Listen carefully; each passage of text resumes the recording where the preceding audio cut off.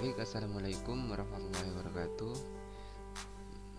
Nama saya David Rafanda Arafa, NIM 313191017. Di sini saya akan mempresentasikan hasil tugas review tugas akhir yang berjudul pembuatan perangkat audit berbasis risiko berdasarkan COVID-5 dan service desk standar pada service desk studi kasus Direktorat Pengembangan Teknologi dan Sistem Informasi ITS. Di sini sudah dibuatkan mind map yang berisi 3 pertanyaan sekaligus dengan jawabannya. Dan di pertanyaan pertama, mari kita buka. Di pertanyaan pertama ini menanyakan permasalahan apa yang memicu perlunya penelitian ini. Jawabannya, DPTSI atau Direktorat Pengembangan Teknologi dan Sistem Informasi sebagai salah satu unit pada Institut Teknologi 10 November Surabaya membantu organisasi dalam memberikan layanan prima bagi siswa akademi melalui pengelolaan teknologi dan sistem informasi secara terpadu. DPTS mempunyai subdirektorat layanan, teknologi dan sistem informasi sebagai penyedia layanan.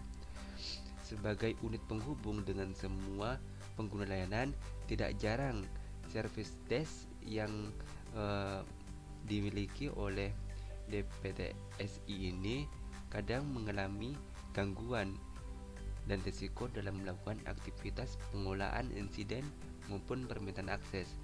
Oleh karena itu, unit service desk yang punya tugas menangani berbagai macam keluhan insiden dan memenuhi permintaan layanan TI perlu melakukan upaya kontrol, yaitu pengendalian internal. Namun DPTS belum pernah mengadakan pengendalian internal tersebut. Untuk memastikan pengolahan telah diterapkan dalam kontrolnya, maka perlu sebuah metode, yaitu audit teknologi informasi. Salah satu hal yang perlu disiapkan dalam melaksanakan audit adalah perangkat audit.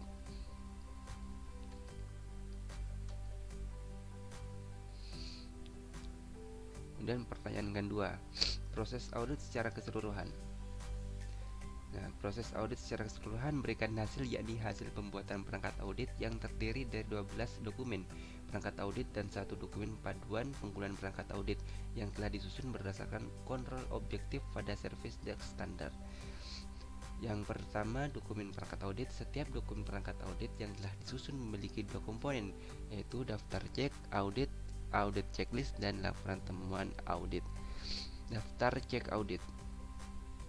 Di dalam daftar cek audit terdapat poin pemeriksaan yang mengacu pada subkonsep atau kontrol pada service desk standar yang terpetakan dalam sebuah dokumen perangkat audit. Setiap prosedur audit berisi pertanyaan-pertanyaan yang disebut audit checklist. Audit checklist ditentukan berdasarkan prosedur dengan melakukan pengisian pada bagian yang harus diisi dengan tanda centang. B. Laporan temuan audit.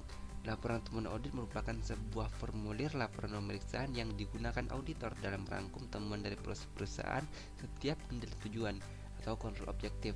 Pada laporan temuan audit ini terdiri dari beberapa elemen yang harus diperhatikan dan tertuang dalam sebuah kolom, diantaranya tanggal perusahaan, auditor, auditi, kesimpulan, klarifikasi, risiko terkait, rekomendasi, penanggung jawab perbaikan, tanggal penyelesaian perbaikan, dan juga yang terakhir pengesahan.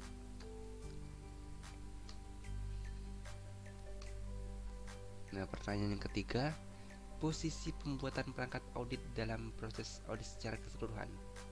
Nah, di sini dalam menjawab soal yang posisi ini, soal nomor 3 ini, di sini saya menggunakan panduan umum pada perangkat audit. Pada bagian panduan umum menjelaskan beberapa petunjuk umum menggunakan dokumen perangkat audit.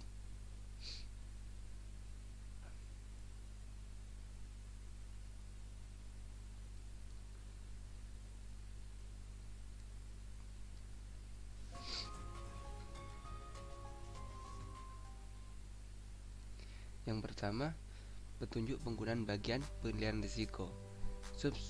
Subbagian ini berisi hasil analisis risiko dan petunjuk penggunaan analisis risiko yang dapat digunakan auditor dalam melaksanakan audit, khususnya melengkapi kolom risiko terkait pada laporan temuan audit. Yang kedua, Petunjuk pengisian daftar cek audit. Dokumen perangkat audit tersusun dari dua komponen, yaitu daftar cek audit atau audit checklist dan laporan temuan audit. Subbagian ini berisi petunjuk dalam menggunakan daftar cek audit yang telah disusun. Kemudian yang ketiga, petunjuk pengisian laporan temuan audit. Setelah melakukan proses audit, langkah yang harus dilakukan adalah dengan menuliskan langkah rekomendasi terhadap temuan-temuan yang dihasilkan. Nah, di sini merupakan contoh dari gambaran petunjuk pengisian laporan temuan audit.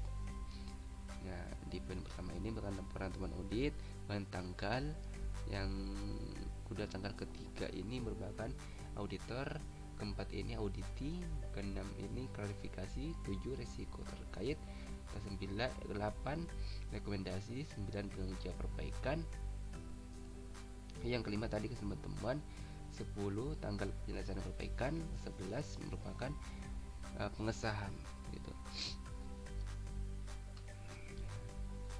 Dan ini merupakan tabel penjelasannya ya. Untuk yang nomor 1 tadi adalah header penjelasan laporan temuan audit yang berisi nomor dokumen yang perangkat audit beserta kontrol objektif. Yang kedua, tanggal pemeriksaan kontrol yang berkaitan diisi sesuai dengan kapan proses audit pada kontrol tersebut dilakukan. Yang ketiga, nama auditor diisi dengan sesuai dengan siapa yang melakukan audit pada saat itu. Nama audit. Keempat, nama auditi diisi sesuai dengan siapa saja yang diperiksa atau diwawancari terkait kontrol. Kelima, kesimpulan temuan diisi sesuai dengan kesimpulan temuan apapun yang dihasilkan berdasarkan bukti yang ada. Keenam, klarifikasi diisi menggunakan tanda silang sesuai dengan temuan yang didapatkan dengan ketentuan major non conformity jika organisasi benar-benar gagal untuk mendapatkan kontrol yang ada.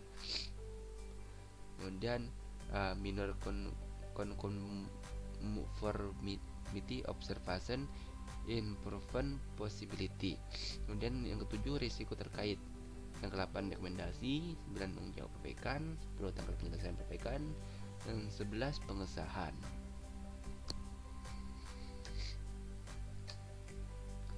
Nah, mungkin itu saja yang bisa saya sampaikan pada tugas review dari tugas akhir ini.